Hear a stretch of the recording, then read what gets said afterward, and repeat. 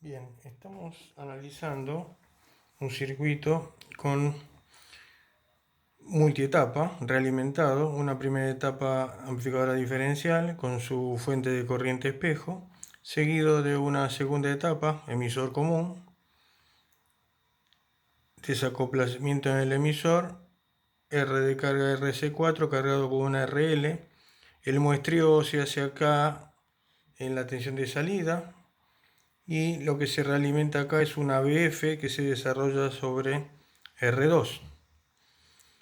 Lo primero que vamos a tener que analizar es la condición de fases para garantizar que esto se trata de un amplificador realimentado negativamente, y por otro lado la topología, que por lo que vemos es muestreo de tensión e inyectamos tensión con la BF que se desarrolla sobre R2.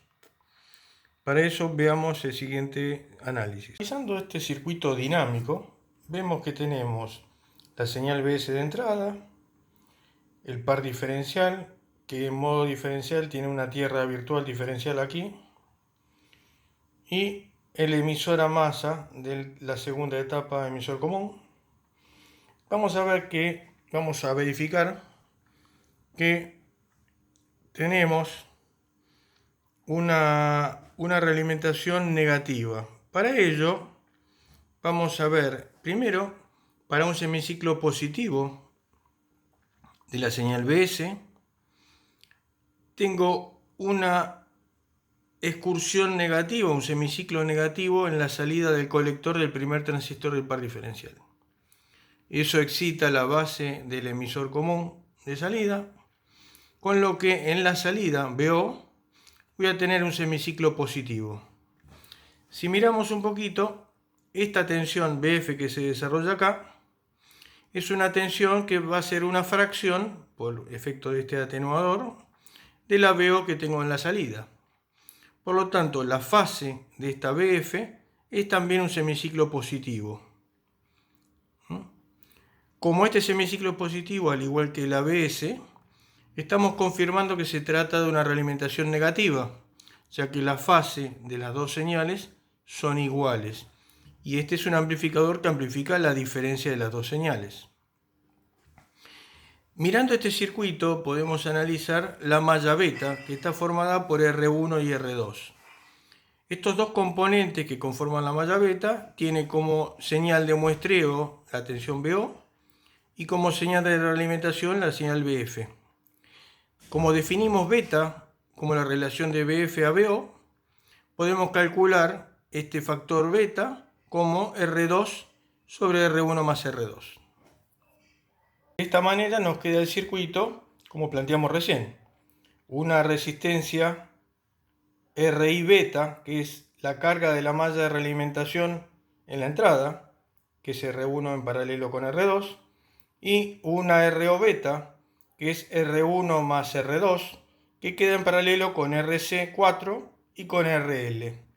Este es el circuito dinámico con el cual vamos a plantear la transferencia de tensión del sistema, ya que como está muestreando tensión y está inyectando tensión, la transferencia que vamos a analizar es la ABS, y este va a ser un amplificador que, producto de la realimentación, se idealiza como amplificador de tensiones. Es decir, vamos a obtener por la realimentación un aumento de la impedancia de entrada realimentada y una disminución de la impedancia de salida realimentada. Analizando el circuito dinámico que vemos a continuación, vamos a ver aquí que tenemos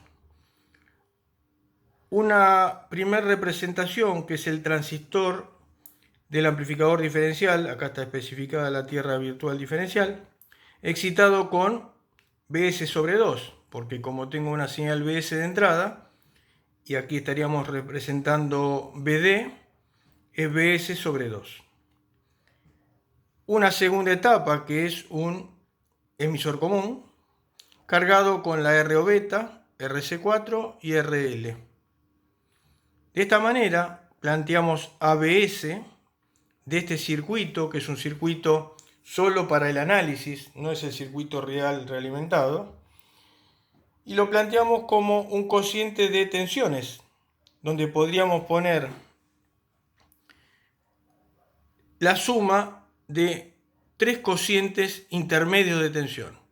BO/ABS, que sería la ganancia total de tensión del sistema, lo podemos plantear como BO/B4, que es esta tensión, B4, B4/B2, que es B4, tensión de salida de la etapa diferencial, a B2, la tensión en la base del transistor diferencial, y por último B2/ABS, que sería básicamente el atenuador de entrada.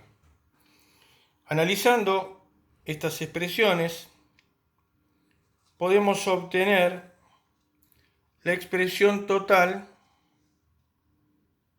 es decir, reemplazando aquí BO es IC4 por todo este paralelo,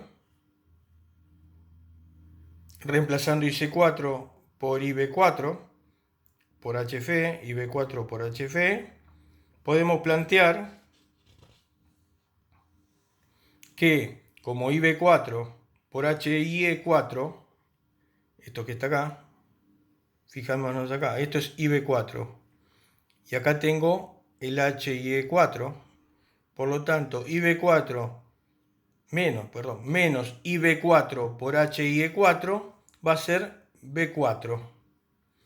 Este primer cociente que tenemos acá, que es BO/B4, estaría resuelto de esta manera. Menos HFE4, RO beta, RC4, RL todo en paralelo, dividido HIE4. De la misma manera podemos ir resolviendo el segundo cociente, B4/B2 y B2/ABS. B4/B2, hacemos el mismo análisis que hicimos recién. Si analizamos B4 es IC2 por el paralelo de RC con HIE4. Reemplazando IC2 como IB2 por HFE y asumiendo que B2 es IB2 por HIE2, planteamos el segundo cociente, B4/B2, como menos HFE2 por RC en paralelo con HIE4 dividido HIE2. ¿Sí? En este caso, nos queda aquí el último cociente que está acá, que es el atenuador de la entrada. B2/ABS. HIE2 sobre 2RS más HIE2. Habiendo finalizado este análisis de las distintas transferencias parciales, podemos fácilmente obtener la transferencia ABS total. Ustedes después esto lo desarrollan tranquilamente y llegamos a la expresión final. Teniendo el ABS, podemos calcular el D. El D, o diferencia de retorno del amplificador realimentado, es 1 más beta ABS. ABS es ABSF es ABS sobre D. En todos los casos, la realimentación produce una disminución de la transferencia que estamos calculando en D veces. En nuestro caso, amplificador de tensión, ABSF va a ser ABS sobre D. En el caso de la impedancia de entrada, RIS, es 2 veces RS más HIE2. Esta es la impedancia de entrada de un amplificador diferencial. La RISF va a estar afectada de D. Es decir, que RISF subirá D veces la RIS.